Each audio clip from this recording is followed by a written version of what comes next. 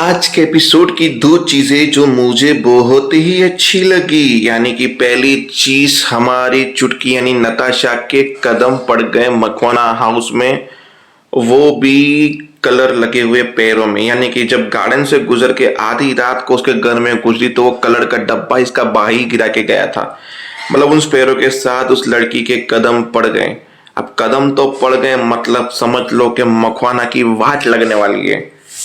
और दूसरी बात के घर का बेदी लंका दाएगा, यानी कि अब हमारा शेष हिस्सा मांगेगा पंड्या स्टोर से।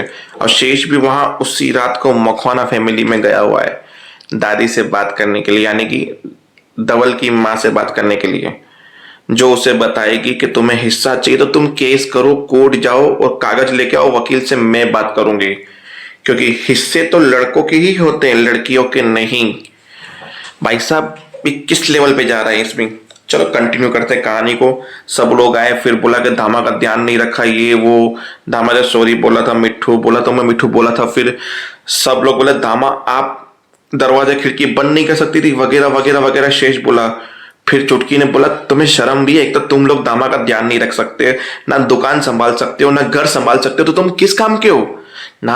तू तो ज्ञान की बातें कर ही मत। और तुम और दाना दोनों के दोनों मिली भगत हो। तुम लोगों ने शादी की बात नक्की कर ली और मुझे बताया भी नहीं। मुझे लोग बता रहे हैं आके कि चुटकी की शादी नक्की हो गई। और चुटकी की शादी नक्की हो गई, ठीक है, मैं खुश हूं, मेरी बहन है। पर आपने ये कमिटमेंट क्यों दे दिया कि चुटकी की जो शादी होगी वो दुकान उसको मिल जाएगी। अरे ये तो शादी करके चली जाएगी तो हम दोनों का खर्चा कौन उठाएगा, हम कैसे खाएंगे पिएंगे। हमेशा लड़की का खर्चा उसका पति उठाता है, ठीक है। तो ये दुकान चुटकी को क्यों मिलेगी। और हमेशा माँ बाप की संपत्ति के ऊपर बच्चों का अधिकार होता है, यानी कि बेटों का, लड़कियों का नहीं। ये बोल के निकल गया। बोला यहाँ मेरी दाल नहीं करेगी, दामा के सामने मुझे जाना होगा उनसे आइडिया लेने के लिए। तो वहां पे निकला। बोला दामा मेरी शादी हो रही है, मुझे नहीं पता, आपने मेरी शादी धवल से फिक्स करी। बोला तुझे तो धवल ने प्रपोज किया था, मैंने किसी से कुछ फिक्स नहीं किया है फिलहाल में। फिर चुटकी को सारे सीन्स याद आते हैं। धवल को उसको ऐसा लगता है कि मुझे प्यार तो नहीं हो गया। तो चुटकी आधी रात को जाती है, सुमन उसके पीछे पीछे आधी रात को जाती है। शेष उससे पहले वहां पे पहुंच गया और बैठ के डील कर रहा है कि मुझे क्या करना चाहिए। बोला देख तुझे चपरासी की नौकरी में देने के लिए रेडी हूँ। बोला मैं चपरासी के लिए नहीं बनाऊं, मेरे पास दुकान है। बोला दुकान तो चुटकी की है ना, कितनी बार बोलूं मैं, तुझे दुकान चलानी है तो सबसे पहले जाके कागज लेके आ दुकान के, मुझे दे, मैं वकील को दूंगी ताकि वकील तुम्हारा हिस्सा उसके अंदर डाल सके। पहले मुझे चेक करना होगा कि ऐसा कुछ लिखा हुआ है कि नहीं लिखा हुआ कि ये दुकान तुम्हारी भी है। अगर केवल चुटकी की दुकान है फिर तुम्हें कुछ नहीं मिल सकता उसमें से भाई साहब। तो बोला ठीक है डील डन, मैं तो आपके लिए कागज लेकर आऊंगा। अब शेष निकल गया चुटकी घर के अंदर घुसी, पैरों के कदमों चल के धवल से मिलने। फिर सबके एक एक रूम में गई। पहला रूम था हमारे चिराग भाई साहब का, जो डोली से बातें करते थे, प्यार भरी बातें। खुश हो गई चुटकी देख के ये। फिर गई वो डॉक्टर के कमरे में जहां उसकी बीबी उसको दवाई दे रही थी। चुटकी और खुश हो गई। फिर गई हमारे सतीश भाई साहब के रूम में जहां पे उसकी बीबी उसको दूध दे रही थी, पैर दबा रही थी, बहुत ही हैप्पी थी।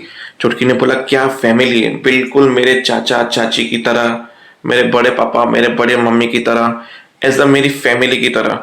सही कहती है माँ कि ये फैमिली हमारी फैमिली से मैच होती है। 2 मिनट में वक्त बदल गया। वहां डॉक्टर ने उसकी बीवी को बोला मेरे को दवाई देने की जरूरत नहीं, तू तेरे से तो मैं दवाई लूंगा भी नहीं। और वहां पे वो बोलते चल पैर दबा मेरे बड़े भाई साहब। और वहां पे उनका प्यार तो समझ में आता है, डोली का ना, वो अभी नए नए अभी शादी हुई नहीं है। मतलब वक्त जज्बात सब बदल गए। पर चुटकी को जो दिखा वो अच्छा पॉइंट ऑफ व्यू दिखा, जो नहीं दिखना चाहिए था वो चुटकी ने देखा ही नहीं। फिर धवल का कमरा ढूंढते हुए आगे गई, इतने में सीरियल खत्म हो गया। बस तो फिर सस्पेंस में वही जो चलता है कि मैं तुम्हारी शादी नहीं होने दूंगी, जाके पहले अपने घर को संभालो, उनकी धरारों को संभालो।